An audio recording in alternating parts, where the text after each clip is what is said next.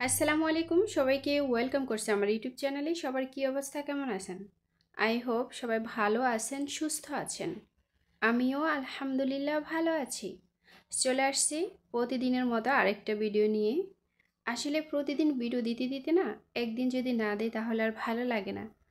আপনাদের সাথে কথা বলা, মেসেজ পড়া, তারপর রিপ্লাই দেওয়া, এটাই আসলে ভীষণ আনন্দ দেয় আমাকে।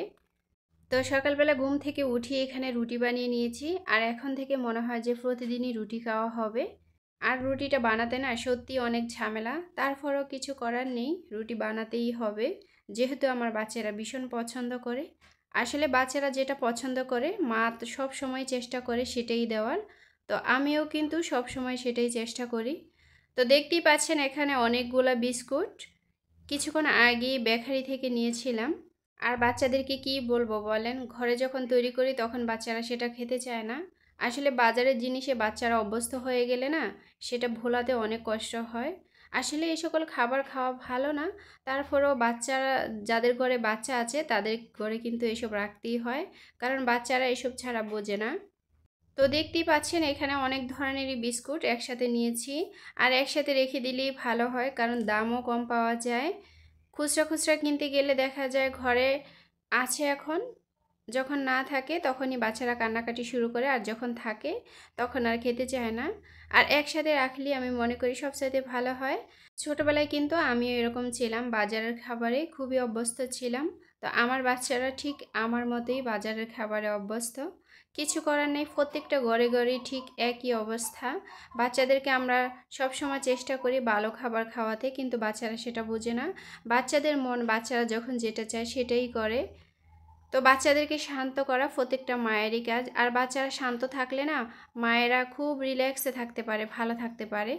আর বাচ্চাদের ঝামেলা তো বড়ই ঝামেলা, এটা আর কী করে বুঝাবো, সবাই জানেন। যাদের করে বাচ্চা আছে তারা তো বুঝতেই পারছেন কতটা ঝামেলা করে। তো যাই হোক, কথা বলতে বলতে অনেক কথাই বলে ফেলেছি। এবার আমার হাতে দেখতে পাচ্ছেন একটা পেঁপে, এটা গাছ পাকা পেঁপে। পেঁপেটা আমি এইমাত্র পেড়েছিলাম। আর এই পেঁপেটা না গাছে পেকেছিল। আর আমি বলতে পারিনি আর কি, এতটা কালার হয়ে গেছে, ভিতরেও খুব নরম হয়ে গেছে। তারপরও ফাঁকিয়ে খাওয়ার চেষ্টা করছিল, কিন্তু পাখি রিজিকে থাকেনি আলহামদুলিল্লাহ। আমার ভাগ্যেই আছে এবার। তো গাছ পাকা পেঁপে তো সত্যি অনেক মিষ্টি হয়। আর বাড়িতে পেঁপে গাছ থাকলে না একটা সুবিধা হয়, যখন ইচ্ছে হয় তখন কাঁচাও খাওয়া যায়, আবার যখন ইচ্ছে হয় তখন পাকাও খাওয়া যায়। আসলে পেঁপে গাছ থাকার কারণে আমি অনেকটাই সুবিধা ভোগ করতে পারি, কারণ আমার কিনে খেতে হয় না। যখন আমার ঘরে তরকারি না থাকে তখন আমি পেঁপেটাকেই তরকারি হিসেবে ব্যবহার করি, এটাই হলো আমার সবচাইতে বড় সুবিধা। আর এখন যেগুলো দেখতে পাচ্ছেন এগুলো হলো গাছের আলু, মেঠে আলু। এই আলুগুলো হচ্ছে গাছের উপরে ধরে, আর নিচে যেটা ধরে সেটা তো অনেক মোটা, অনেক বড় হয়। সেটা খেতে কিন্তু সত্যি অসাধারণ। আর উপরে যেগুলো ধরে এগুলোও খেতে কিন্তু বেশ ভালো লাগে, তবে দীর্ঘদিন কিন্তু ঘরে রাখা যায়। আর যখন ঘরে কিছু না থাকে তখন কিন্তু একটা না একটা রেসিপি তৈরি করা যায়। আর দেখতেই পাচ্ছেন এই আলুগুলাতে এখন গাছ উঠে গেছে, কিছু করার নেই, এগুলো ঘরে রাখলে এমনিতেই গাছ উঠতে থাকে। আর আলুগুলো দেখতে না বেশ সুন্দর লাগছিল গাছ উঠাতে। আর গাছ উঠলেও এই আলুগুলো খাওয়া যায়। তো আমি আজকে গাছগুলো ভেঙে ফেলে দিব, রাখবো না। আর রোপণও করব না, কারণ আগেরই রোপণ করা আছে। তা এত আলু দিয়ে কি করব? আমরা যেহেতু মানুষ অল্প, আমাদের এত আলু লাগবে না। তো এই আলু দিয়ে কিন্তু ভর্তা তৈরি করে খেলে ভীষণ ভালো লাগে। বিশেষ করে সকালবেলা পান্তা ভাত দিয়ে খেতে সত্যি অসাধারণ। আর এখন যেহেতু গরমকাল আসছে, এখন কিন্তু সব সময় পান্তা ভাতটা খাওয়া হবে আমাদের। তো সব সময় কিন্তু এই আলু সিদ্ধ করে, পোড়া দিয়ে, যেভাবেই হোক সকালবেলা ভর্তা তৈরি করে খাবো ইনশাল্লাহ। তো আজকে আমি এই আলুগুলা নেওয়ার কারণ হচ্ছে, আজকে আমি পাঙ্গাস মাছ দিয়ে রান্না করব। এই আলুগুলা ইলিশ মাছ, পাঙ্গাস মাছ অথবা মুরগি, গরুর মাংস এসব দিয়ে রান্না করলে সত্যি অসাধারণ হয়। আর পাঙ্গাস মাছ যেহেতু তেলযুক্ত মাছ, এ মাছ দিয়ে রান্না করলে সত্যি ভীষণ ভালো লাগে। যদিও গাছ উঠে গেছে, কিন্তু খেতে সত্যি অসাধারণ হবে। আমরা গ্রামের মেয়েরা কিন্তু খুবই বুদ্ধিমতী। আমাদের ঘরে যখন বাজারঘাট না থাকে অথবা কোনো কিছুই না থাকে, তখন অনায়াসে আমরা বুদ্ধি খাটিয়ে একটা না একটা রেসিপি তৈরি করে নিই। এভাবেই কিন্তু আমরা আমাদের সংসারটা চালিয়ে নিতে পারি দীর্ঘদিন। আর প্রত্যেকটা মেয়েই সংসারের জন্য অনেক কষ্ট করে, সংসার কিভাবে উন্নতি হবে এই চিন্তাটা কিন্তু সবচেয়ে বেশি থাকে নারীদের।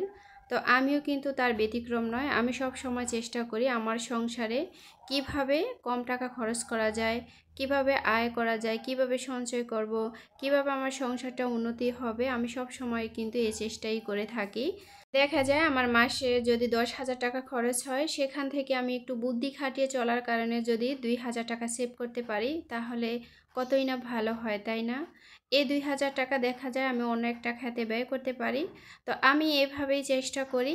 আর গ্রামে থাকার কারণে কিন্তু এই সুবিধাগুলো বেশি ভোগ করতে পারি। তো যাই হোক, আমার এখানে মাছ কষানো হয়ে গেছে। আমি পাঙ্গাস মাছটা কষাতে দিয়েছিলাম। আর এই মাছটা হচ্ছে আমাদের পুকুরের মাছ। আমাদের যেহেতু পুকুর আছে, আমার যেহেতু গ্রামে বাড়ি, সবাই জানেন যে আমাদের পুকুর আছে। আর পুকুরের মাছের স্বাদের তো তুলনাই হয় না। মাছগুলো দেখতেই পাচ্ছেন যে কীরকম দেখাচ্ছে। আসলে চাষ করা মাছ আমার সত্যিই ভালো লাগে না। আমি আজকে পাঙ্গাস মাছ দিয়ে আলু দিয়ে রান্না করেছি। প্রথমে ভেবেছিলাম যে কীরকম না কীরকম হয়। মাশাআল্লাহ, দেখতেই পাচ্ছেন কালারটা যেরকম সুন্দর হয়েছে, খেতেও কিন্তু ভীষণ সুস্বাদু হয়েছে। তো যাই হোক, কথা বলতে বলতে অনেক কথাই বলে ফেলেছি। এবার দেখতে পাচ্ছেন অনেকগুলো মুরগির ডিম। এই ডিমগুলো হচ্ছে আমি নিজে হাঁস মুরগি পালন করি, সেই মুরগির ডিম।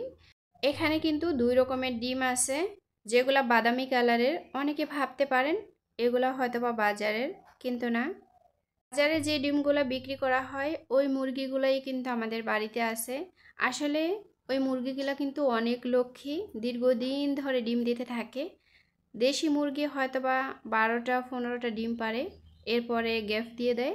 কিন্তু ওই মুরগিগুলা একটানা অনেক টাইম নিয়ে ডিম পারে।